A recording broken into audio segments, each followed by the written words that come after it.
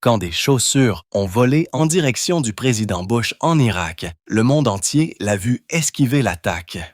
Mais ce qu'ils ont manqué, c'est Dana Perino se faisant renverser par un microphone en acier. Elle a quitté la pièce en larmes avec un œil au beurre noir qui est devenu la plus grande ironie de Washington. Ce n'était pourtant pas l'incident le plus étrange de sa vie.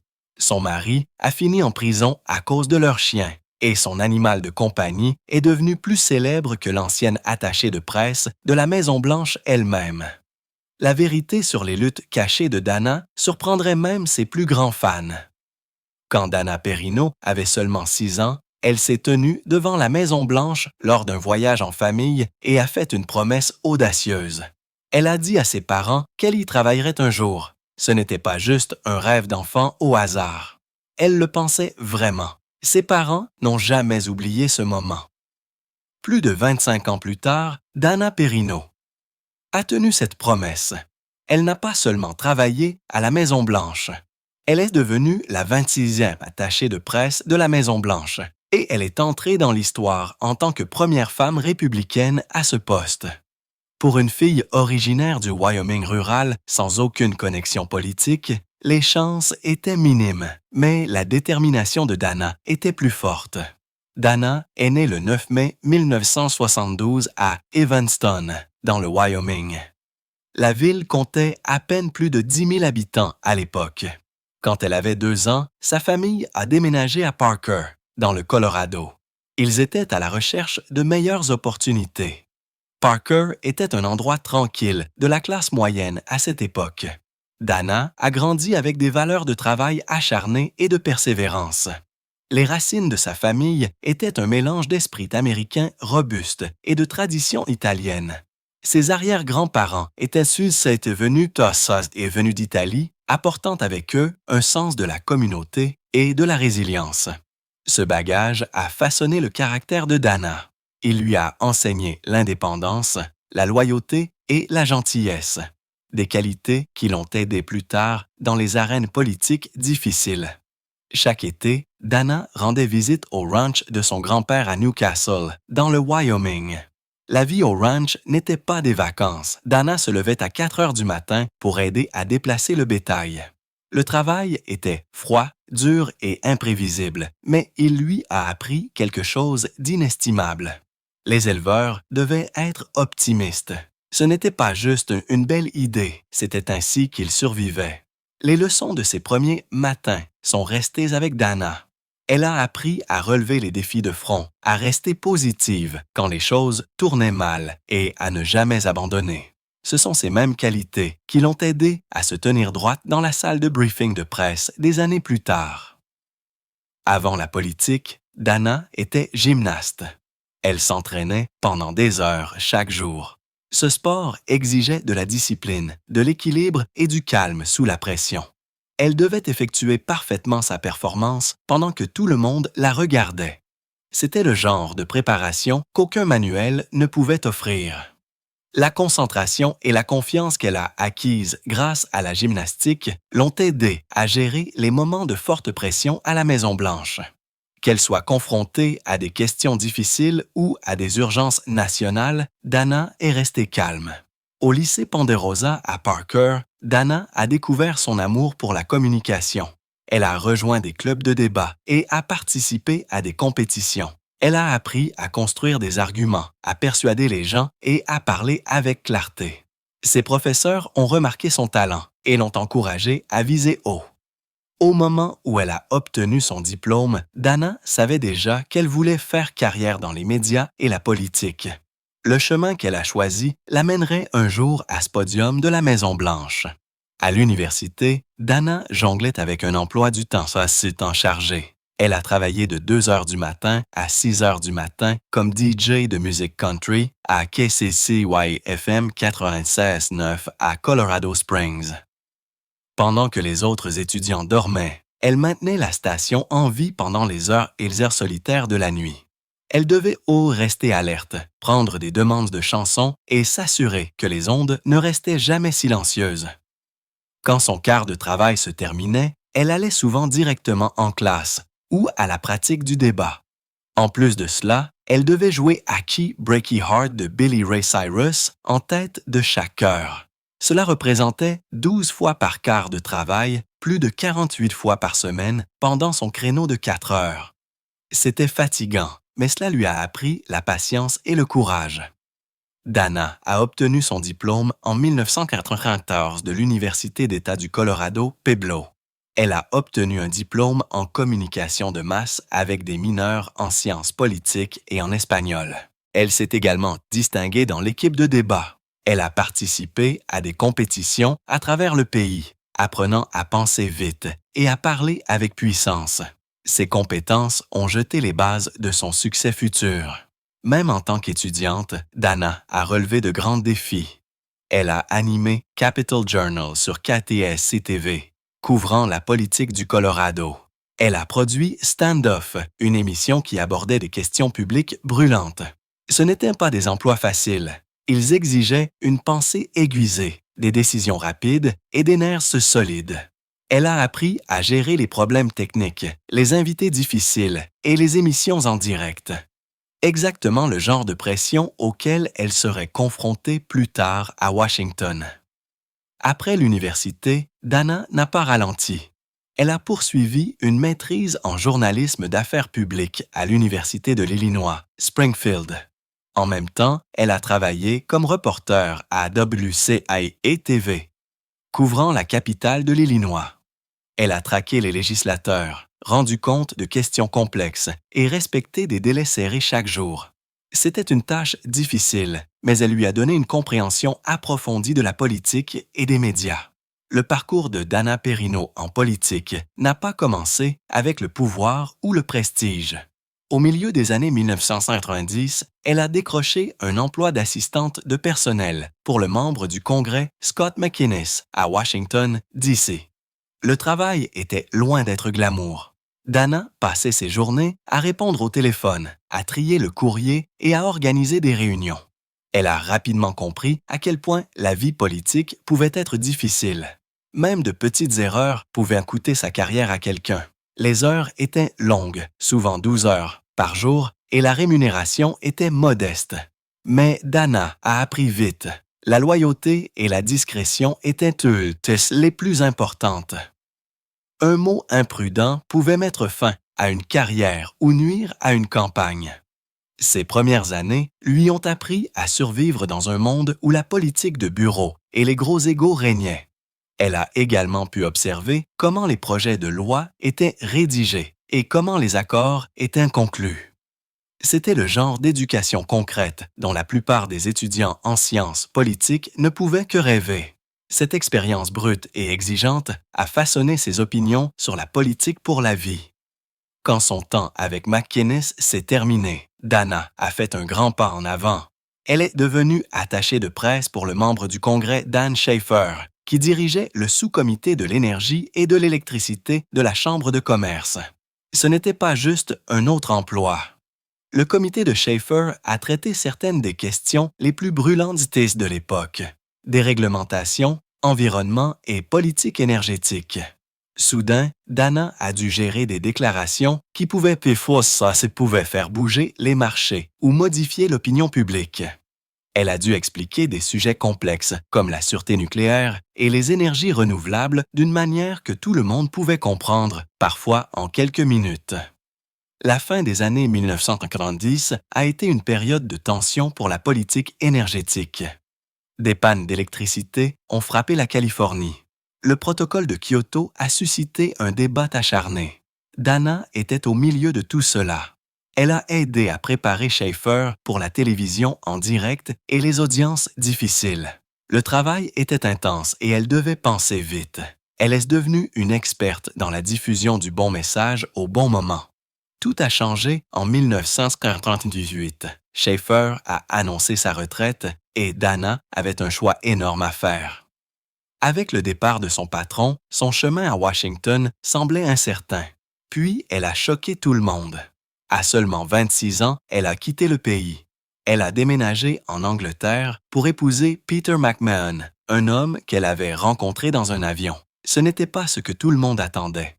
Elle a abandonné une carrière en pleine ascension pour se concentrer sur sa vie personnelle. Le déménagement était audacieux. Peu de jeunes femmes en politique à l'époque osaient quitter le jeu.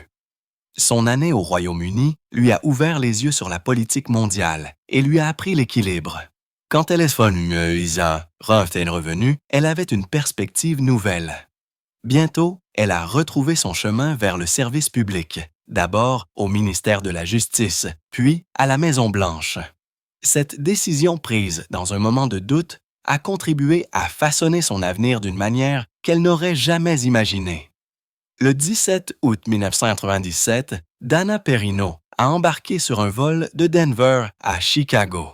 Elle avait 25 ans et se concentrait sur la construction de sa carrière politique. Ce jour-là a tout changé. Elle venait de décrocher un emploi sur Capitol Hill et était pleine d'ambition.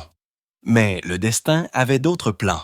Dana et un homme d'affaires britannique de 43 ans nommé Peter McMahon ont cet été les derniers à monter à bord. Il ne restait que 2 sièges, 13A et 13C.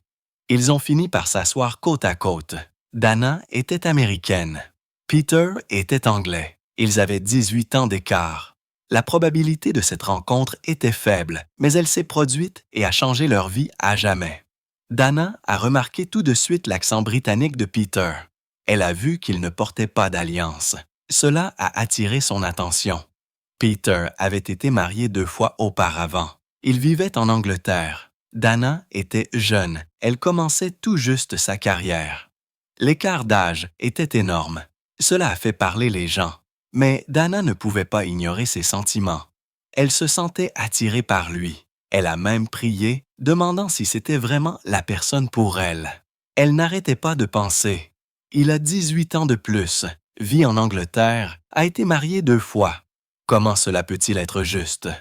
Mais les histoires de Peter la fascinaient. Il parlait de son entreprise, de son enfance dans la Royal Air Force et de tous les endroits où il était allé. Sa vie semblait excitante et différente. Ils ont passé tout le vol de 2h30 à parler. C'était comme s'ils se connaissaient depuis des années. Ils ont parlé de politique, de leurs peurs, de leurs rêves. Ils se sont ouverts l'un à l'autre d'une manière qui les a surpris tous les deux. Au moment où l'avion a atterri, ils savaient que quelque chose de spécial avait commencé. Leurs familles ont été choquées quand elles ont entendu parler de cette connexion. Et Peter n'a pas contacté Dana pendant 10 jours. Elle a commencé à penser qu'il n'était pas intéressé. Mais ensuite, il a envoyé un email et cette étincelle s'est rallumée. Ils ont commencé une relation à distance. Ce n'était pas facile. Ils étaient dans des pays différents, dans des fuseaux horaires différents. Mais ils ont fait en sorte que ça marche. En 1958, seulement 11 mois après cette première rencontre, Dana et Peter se sont mariés. Ils n'ont pas prévenu leur famille. Ils n'ont pas invité d'amis. Ils se sont enfuis en Angleterre. 2 inconnus ont servi de témoins. C'était une cérémonie civile discrète. Dana a laissé sa carrière à Washington derrière elle. Elle a pris un risque énorme par amour. Les gens étaient stupéfaits. L'écart d'âge, le secret, les 2 mariages passés de Peter, tout cela semblait si soudain.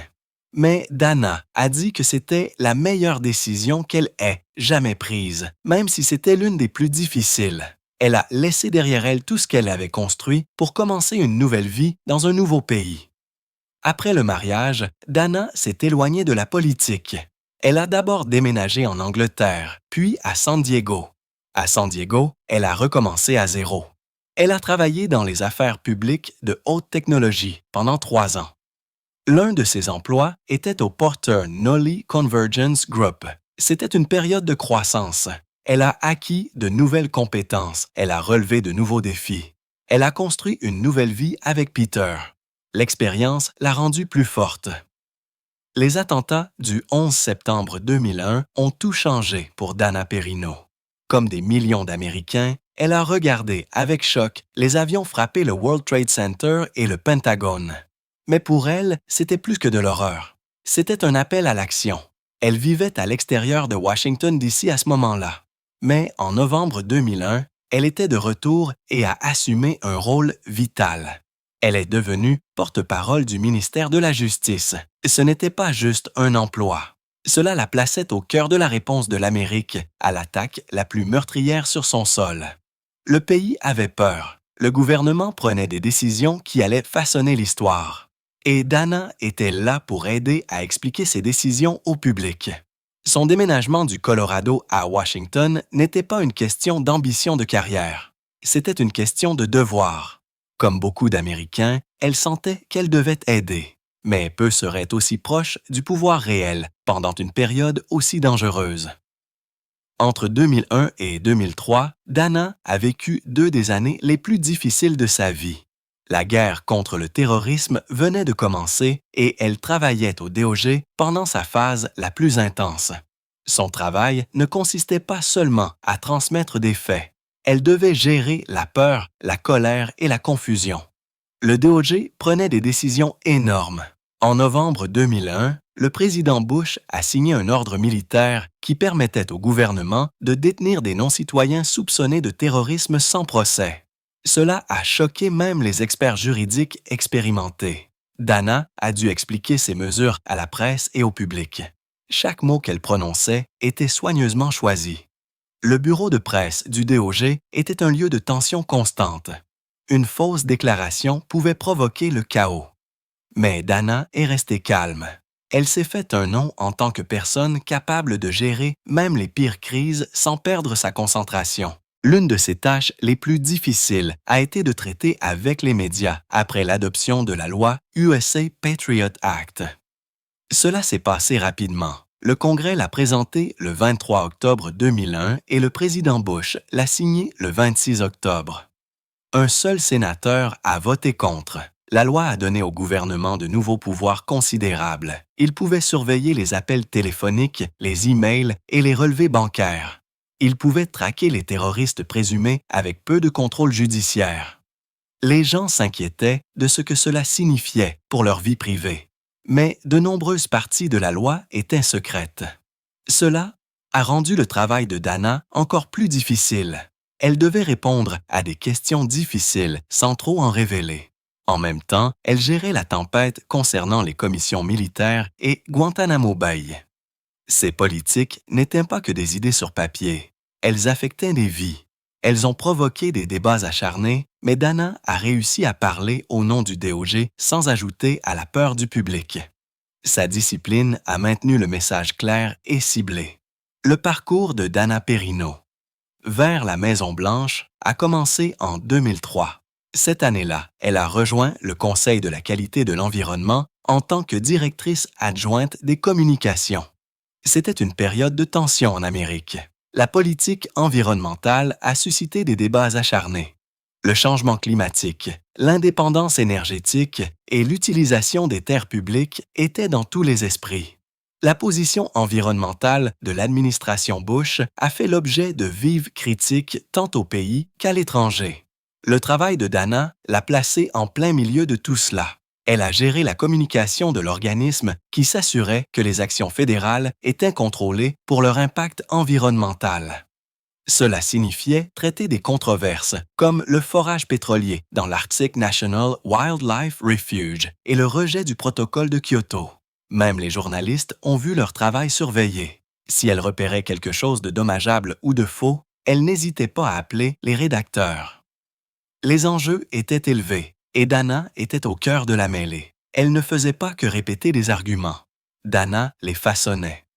Alors que les arguments sur le changement climatique s'intensifiaient, elle a aidé à construire le message de l'administration. Elle a expliqué pourquoi les États-Unis s'étaient retirés du protocole de Kyoto, soulignant les préjudices économiques. Mais, en même temps, elle devait équilibrer cela avec la peur croissante du réchauffement climatique. En 2007, elle a aidé à lancer le plan 20 en 10. L'idée était de réduire la consommation d'essence de 20% en 10 ans en promouvant les carburants alternatifs et une meilleure efficacité énergétique. Chaque mot, chaque expression comptait. Et Dana s'est assurée que le message soit clair. Sa portée ne s'est pas arrêtée là. Bientôt, chaque agence fédérale travaillant sur l'environnement, l'énergie ou les ressources naturelles s'est coordonnée avec elle. Avant les grandes annonces, elle prenait contact avec Dana. Elle examinait leurs plans, alignait leurs messages et veillait à ce que tout soit cohérent. Son influence s'est tellement répandue que même les magazines de plein air ont essayé d'éviter de se heurter à son bureau. Elle ne se contentait pas de gérer les communications, elle les dirigeait dans tout le gouvernement. Tout a de nouveau changé le 31 mars 2006. Le président Bush a promu Dana au poste d'adjointe du président et d'adjointe de l'attaché de presse. Ce n'était pas juste une récompense, c'était un signe de la confiance qu'elle avait gagnée. Maintenant, elle affrontait directement la presse, répondant à leurs questions les plus difficiles sur des questions comme les prix de l'énergie et les réponses aux ouragans. Le changement climatique faisait la une des journaux et le Congrès débattait de nouvelles lois. Mais Dana est restée calme, concentrée et prête. Un peu plus d'un an plus tard, elle est entrée dans l'histoire. Le 14 septembre 2007, Dana Perino est devenue la 26e attachée de presse de la Maison-Blanche. Elle n'était que la deuxième femme à occuper ce poste. Son parcours n'était pas typique. Elle a grandi à Evanston, dans le Wyoming. Née en 1972, elle a commencé dans la radio locale et a couvert la capitale de l'Illinois avant de s'élever au plus haut niveau des communications présidentielles. Le président Bush l'a félicité d'avoir rendu les questions complexes faciles à comprendre pour les Américains. Sa nomination a été un grand moment. Jusqu'alors, il y avait eu 24 attachés de presse masculins et une seule femme. Mais Dana a accepté le poste pendant l'une des périodes les plus difficiles pour tout attaché de presse. La guerre d'Irak traînait depuis 2003. En 2007, le soutien à cette guerre avait chuté. La presse était agressive. Elle voulait des réponses sur les stratégies de guerre, les pertes et les augmentations de troupes. Pendant ce temps, les premiers signes de la crise financière de 2008 commençaient à apparaître et les grandes banques étaient en difficulté. La pression sur Dana s'est accrue. Son travail ne consistait pas seulement à répéter ce que disait l'administration. Elle devait défendre des choix difficiles, souvent impopulaires. La presse n'a pas été tendre avec elle. Elle était sceptique, parfois hostile. Dana elle-même a admis qu'il était frustrant de ne pas pouvoir donner aux journalistes les réponses qu'ils voulaient. Pourtant, elle a gardé son calme. Et derrière le podium, cachée des regards, elle se défoulait parfois de manière discrète et effrontée, comme en faisant un doigt d'honneur à un journaliste sans qu'il le sache, un fait qu'elle a révélé plus tard dans son livre. Le 14 décembre 2008, le monde a vu un moment que personne ne pouvait oublier.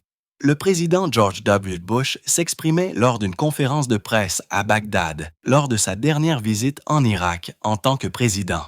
Sorti de nulle part, un journaliste irakien nommé Muntadar al-Zaidi s'est levé. Il a jeté ses chaussures l'une après l'autre directement sur le président Bush.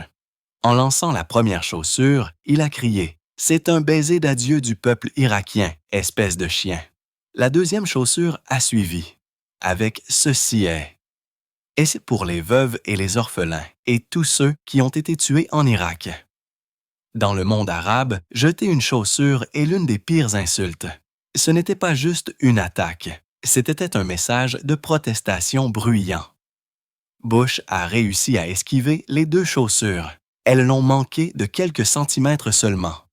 Le monde entier a regardé la scène se dérouler en direct à la télévision. Les images se sont répandues partout et ont conduit à des débats acharnés sur la guerre d'Irak. Les gardes de sécurité ont attrapé Al-Zidi, l'ont frappé et l'ont traîné dehors. Il a été condamné à une peine de prison d'1 an, mais est sorti après 9 mois. Les chaussures se sont devenues célèbres. Des copies de celles-ci ont fini dans des musées. L'acte a inspiré d'autres personnes à protester de la même manière. Au milieu de tout ce chaos, il s'est passé autre chose que la plupart des gens n'ont pas vu tout de suite. Dana Perino, l'attaché de presse de la Maison-Blanche, était près de l'avant de la salle. Alors que les Secret Service se précipitaient pour protéger Bush, l'un d'eux a renversé un pied de microphone en acier. Il a pivoté et a frappé Perino violemment à l'œil droit. La douleur a été instantanée et vive. Elle s'est retrouvée avec un œil au beurre noir et un gonflement que tout le monde a remarqué plus tard. Perino a dû quitter la pièce en larmes.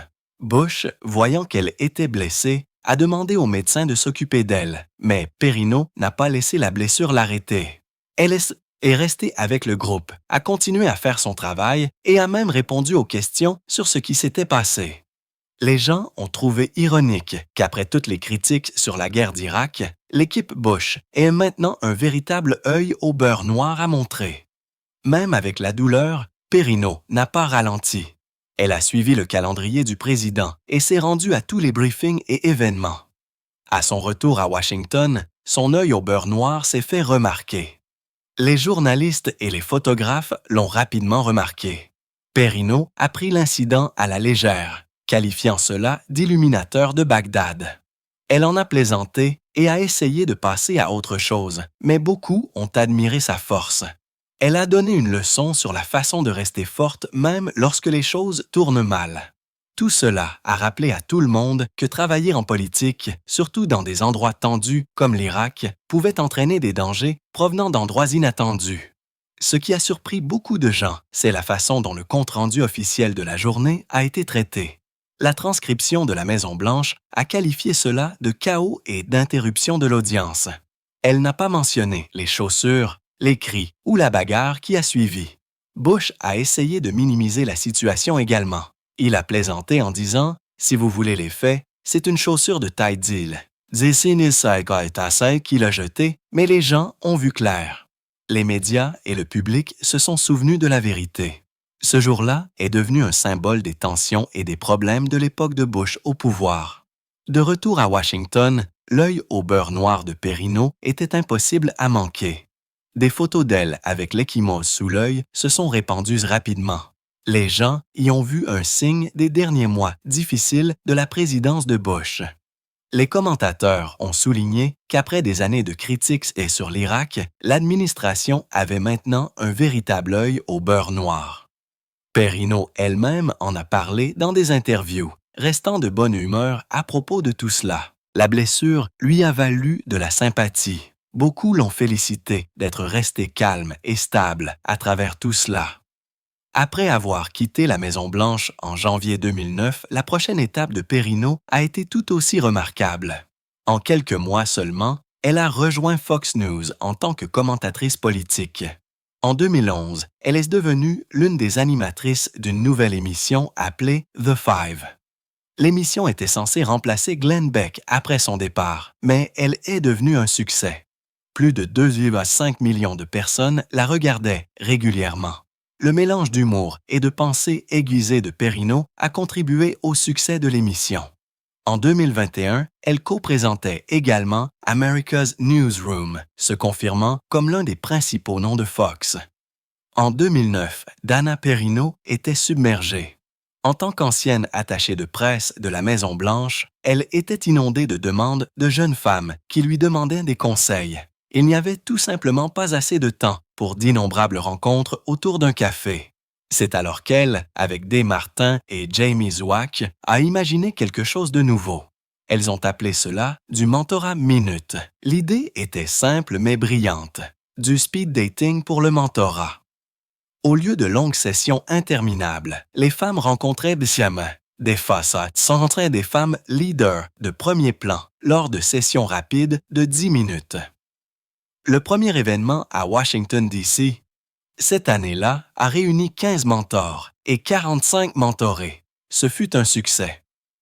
Bientôt, ce modèle s'est répandu dans tout le pays, aidant des milliers de femmes à se connecter avec des leaders de la politique, du droit, des médias et des affaires. Une seule soirée pouvait offrir plus de conseils que des mois de réseautage traditionnels. Des récompenses ont suivi et d'autres industries ont commencé à copier le format. Le rôle de Dana Perrineau dans la refonte du mentorat était désormais clair. Au même moment, le Vizsla hongrois de Dana, Jasper, est tranquillement devenu une star. Au début, Dana partageait simplement ses photos sur les médias sociaux, essayant de se connecter avec son public de manière plus légère.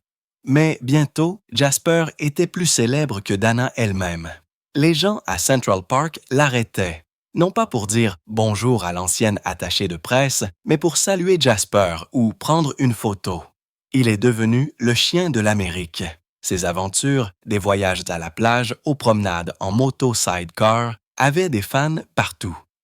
En 2016, Dana a écrit un livre sur lui intitulé « Let me tell you about Jasper ». Lorsque Jasper est décédé d'un cancer à l'âge de 9 ans le 4 septembre 2021, la réponse a été bouleversante. Des milliers de personnes ont envoyé des messages de sympathie. L'hommage de Dana est devenu viral. Les fans honorent encore sa mémoire chaque année. Et quand Percy, son prochain Vizsla, est arrivé, il a également été accueilli avec amour. Toutes les histoires de famille n'étaient pas réconfortantes. Un jour, le mari de Dana, Peter McMahon, a fini en prison. Tout a commencé par quelque chose de petit. Il avait promené leur Vizsla, Henry, sans laisse à Washington, D.C. Il a reçu une contravention et a oublié de la payer. Cette petite erreur a mené à une date d'audience qu'il a manquée. Un mandat d'arrêt a suivi. Avant qu'il ne s'en rende compte, Peter était en détention pendant une journée. L'histoire était si étrange que les fans n'arrêtaient pas d'en parler. Dana l'a partagé avec humour, montrant à quel point il est facile pour de petites choses de devenir incontrôlables. L'histoire a également suscité de nouvelles conversations sur les lois sur les laisses et les responsabilités envers les animaux de compagnie. Mais la vie a aussi apporté des défis plus difficiles. Ces dernières années, les gens ont remarqué que la vie personnelle de Dana était soumise à rude épreuve. Des rapports ont commencé à faire surface sur les problèmes de santé auxquels Peter McMahon était confronté. Bien que Dana ait gardé la plupart des détails privés, elle a admis qu'il avait été difficile d'équilibrer son travail et le fait d'être une aidante a mis sa force à l'épreuve. Les fans ont admiré la façon dont elle est restée attachée à sa famille et à sa carrière. Son histoire a ouvert des discussions plus larges sur les luttes émotionnelles liées aux soins, à la santé mentale et à la pression à laquelle les personnalités publiques sont confrontées. Pourtant, la vie professionnelle de Dana n'a jamais ralenti. Elle co-présente America's Newsroom et co-anime The Five, deux des émissions les plus populaires de Fox News. The Five surpasse souvent même les programmes de grande écoute en termes d'audience. En 2023, elle a lancé Parino on Politics, ajoutant un podcast à sa vie bien remplie. Au même moment, elle a maintenu Manute Mentoring actif et florissant. Elle a trouvé le temps de prendre la parole dans des universités, des conférences et des événements d'entreprise, partageant ses leçons sur le leadership et la résilience. Dana Perino est devenue connue non seulement comme une commentatrice politique, mais comme une femme qui continue d'avancer quoi qu'il arrive.